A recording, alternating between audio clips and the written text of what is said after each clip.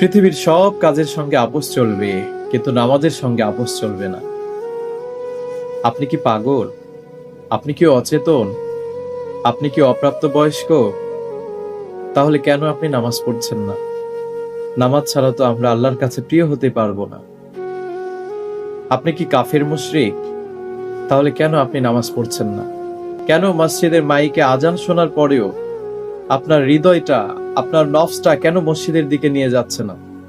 তার মানে বুঝতে হবে, আপনি গুনাহ করতে করতে অপবিত্র বানিয়ে ফেলেছেন, যার কারণে এই নফস আপনাকে মসজিদের দিকে নিয়ে যাচ্ছে না, যার কারণে আপনার ঈমান আপনাকে মসজিদে নিয়ে যাচ্ছে না। এই জন্য যুবক ভাইরা, সময় চলে যাচ্ছে, আমরা কেউই পৃথিবীতে থাকতে পারবো না, আমাদেরকে আবার আল্লাহর কাছে চলে যেতে হবে। তাহলে যে আমল নিয়ে আল্লাহর কাছে আমাদেরকে যেতে হবে, যে জীবন নিয়ে আমাদেরকে আবার আল্লাহর কাছে ফিরে যেতে হবে, তাহলে এই জীবনকে আমরা কেমন করে সাজালাম, এই আমলকে আমরা কত সুন্দর করে সাজাতে পেরেছি, এটা নিয়ে আমরা একটু চিন্তা করি প্রিয় ভাইরা। আসুন আমরা কেউ নামাজ ছেড়ে না দিই। আমরা 5 ওয়াক্ত নামাজ দুনিয়ার কোনো মানুষকে দেখানোর জন্য, সন্তুষ্টির জন্য নয়, একমাত্র যেন আমরা আল্লাহর সন্তুষ্টির জন্য, আল্লাহকে খুশি করার জন্যই যেন আদায় করতে পারি। আল্লাহ যেন আমাদেরকে তৌফিক দান করেন। সকলে পড়ি আমিন।